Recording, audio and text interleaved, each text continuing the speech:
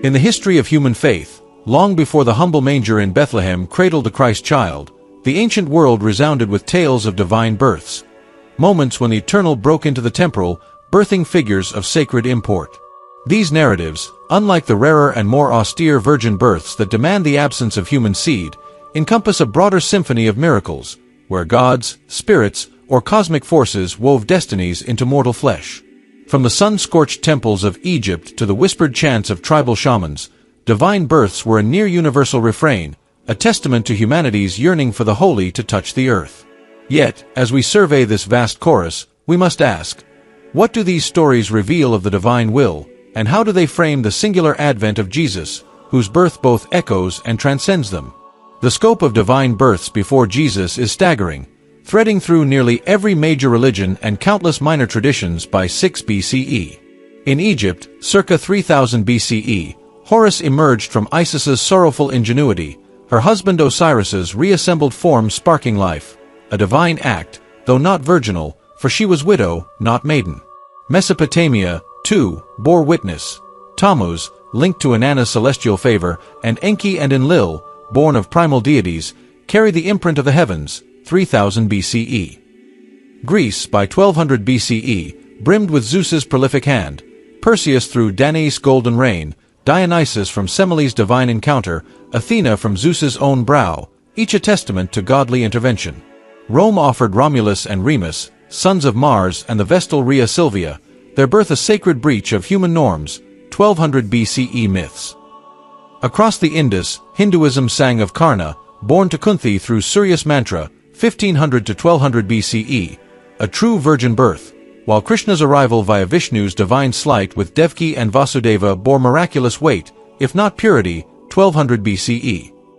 Canaanite fragments hint at Anat's offspring and Baal's origins, 1400 BCE, as Hittite Telopina rose with godly roots, 1500 BCE. Phrygia's Attis, born to Nana from a divine fruit, 1200 BCE, stands as another virgin marvel. Zoroaster, perhaps pre-6 BCE, entered lore through a shaft of divine light, though time obscures the tale's antiquity. China's Qi, born from Zhang Yuan's sacred steppe, 2000 BCE, and Fushi's cosmic genesis join Norse Heimdall, birthed by Odin and 9 mothers, 1000 BCE, in this sacred litany. The list unfurls further: Celtic Luff, 1000 BCE, Japan's Shinto offspring of Izanagi and Izanami, 1000 BCE myths, Australian Dreamtime ancestors, pre-6 BCE, Mesoamerica's Quetzalcoatl precursors, Sumer's Inanna and Gilgamesh, 3000 BCE, Minoan bull gods, 2000 BCE, Phoenician Adonis, 1500 BCE, Etruscan Tinia's kin, 1000 BCE, and Scythian divine forebears, 1000 BCE. Beyond these, smaller faiths, Africa's Orishas, Siberian spirit shamans, Polynesia's Maui, whispered of births touched by the eternal, their numbers lost to unwritten ages. Scholars might tally 20 to 30 major systems, 50 to 100 or more with every tribal cult, a conservative estimate of 50-plus distinct traditions by 6 BCE.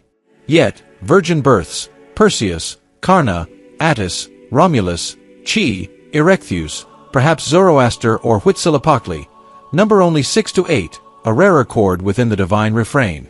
These stories were no mere fables. They were the heartbeat of ancient faith, signaling divine favor and cosmic purpose. Pharaohs claimed godly lineage, heroes like Gilgamesh strode with semi-divine might, and kings rose as avatars of the heavens. By 25 CE, some 2,000 years past, divine births were a cultural bedrock, far outstripping the niche trope of virgin births. They spoke of a world where the sacred and profane danced, where the divine stooped to elevate the mortal. Yet, within this global chorus, the Jewish context of Jesus' birth stands starkly silent. No divine births graced its tradition, making the Virgin Mary's story a radical departure, a holy anomaly. Critically, we must ponder the theological weight of this tapestry. Divine births, in their ubiquity, reveal a universal human impulse to bridge earth and sky, to see the extraordinary in the ordinary. Egypt's Horus and Greece's Perseus, though not virgin-born, bear the mark of divine intent, their mothers vessels of celestial will. Hinduism's Karna, a virgin birth, and Krishna, a divine transfer, reflect a theology where gods play active roles in human fate. Norse Heimdall's 9 mothers and China's Chi from a footprint stretch the boundaries of the miraculous, yet all affirm a truth: the divine seeks expression in flesh. Even the obscure, Siberian shamans, Polynesian heroes, echo this longing, their tales a prayer for connection with the infinite. Yet, the rarity of virgin births before Jesus, those 6 to 8 amid dozens, casts a shadow of distinction over Mary's womb. Where Attis sprang from Nana's fruit or Romulus from Rhea Silvia's divine tryst, these were exceptions, not the rule. Divine births often leaned on godly seed or mystical acts, not the absolute purity of a maiden untouched. Christianity's claim, rooted in Isaiah 7 verse 14 and proclaimed in Matthew and Luke, thus emerges as both heir and outlier. It inherits the ancient motif of divine intervention, Zeus's reign, Vishnu's hand, yet refines it into a singular act of the Holy Spirit, a birth devoid of human agency, a miracle beyond the pagan pantheon's grasp. This contrast invites reflection. Did the ancients, in their myriad tales, glimpse a shadow of the truth fulfilled in Bethlehem? Or did the early church, steeped in a Mediterranean world of divine births, weave Jesus' story to resonate with its neighbors?